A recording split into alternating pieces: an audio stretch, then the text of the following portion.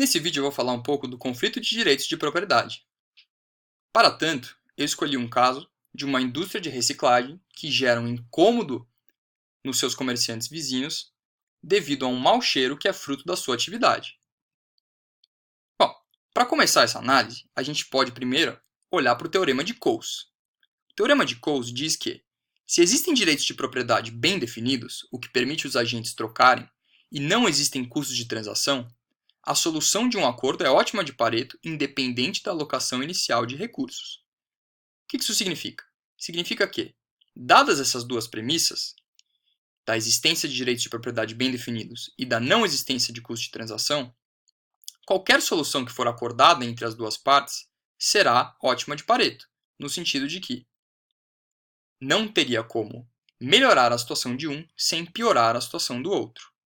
O que faz bastante sentido intuitivo se a gente pensar aqui num acordo entre duas partes. Se tivesse como melhorar a situação de um sem piorar a situação de outro, certamente esse um teria sugerido isso para o outro, e o outro não teria nenhum incentivo para rejeitar essa proposta, uma vez que ele não sofreria nenhum tipo de prejuízo com isso.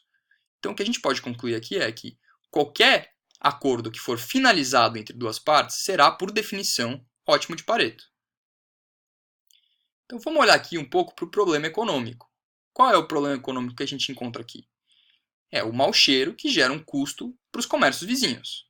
Ok, então vamos começar aqui olhando para o lucro do comerciante sem o mau cheiro, que seria o preço do bem que ele vende, multiplicado pela quantidade desse bem que ele vende, subtraído do custo total envolvido na produção desse bem. Em contrapartida, o lucro do comerciante com o mau cheiro vai ser a mesma expressão, porém acrescida de um custo. Custo esse que independe das escolhas de produção do comerciante, e sim das escolhas de produção do reciclador. Então, será que a pergunta a ser feita aqui seria como restringir a indústria? Ou será que a pergunta correta seria quem tem o direito de prejudicar quem? Bom, veremos que, nesse caso, a pergunta correta a ser feita seria a segunda, porque temos aqui um problema recíproco. O que significa isso? Significa que, para diminuir o dano em um, tem que aumentar o dano em outro. Logo, o problema aqui é de natureza recíproca. Então, quais seriam as possíveis soluções num caso como esse? Uma abordagem mais tradicional, a gente poderia dizer que a recicladora deveria arcar com os danos. Ok. Uma outra abordagem seria a cobrança de um imposto de PIGO, que seria um imposto justamente sobre o produto que leva à poluição, que nesse caso seria o cheiro, ou seja, seria um imposto sobre a reciclagem. Qualquer uma dessas duas situações geraria um custo a mais para o reciclador. Então, será que isso é eficiente? A gente vai ver que, na verdade, não. Por quê? Justamente porque, dados esses novos custos, o reciclador vai ter que levar isso em conta na hora de fazer as suas escolhas de produção. Ou seja, dado uma demanda por reciclagem que não se alterou, agora vamos ter uma oferta de reciclagem menor, ou seja, isso vai gerar um excesso de demanda por reciclagem, o que não é eficiente. Então, vamos olhar aqui um pouco as outras maneiras que a gente poderia solucionar esse problema. Temos a possibilidade da firma, as regulações restritivas e o acordo. Vamos começar aqui pelo acordo. A recicladora estaria disposta a pagar para o comerciante qualquer valor que fosse menor ou igual ao custo de parar com o mau cheiro. O comerciante, por sua vez, estaria disposto a pagar qualquer valor que fosse menor ou igual aos danos causados pelo mau cheiro. Será que não seria possível, então, entrar em um comum acordo que minimizasse a perda de eficiência?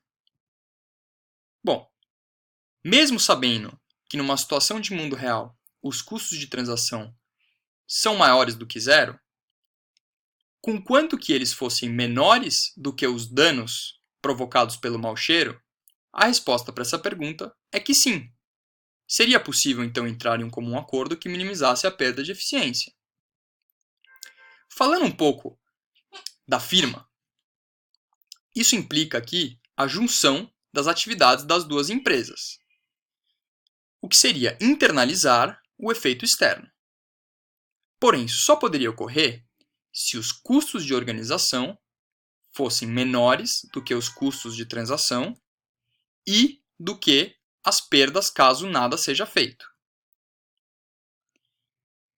Falando aqui agora um pouco das regulações restritivas, a gente poderia ter uma intervenção direta do governo, onde existe uma imposição de regulações a serem seguidas, em vez de um sistema legal de direitos que podem ser transacionados.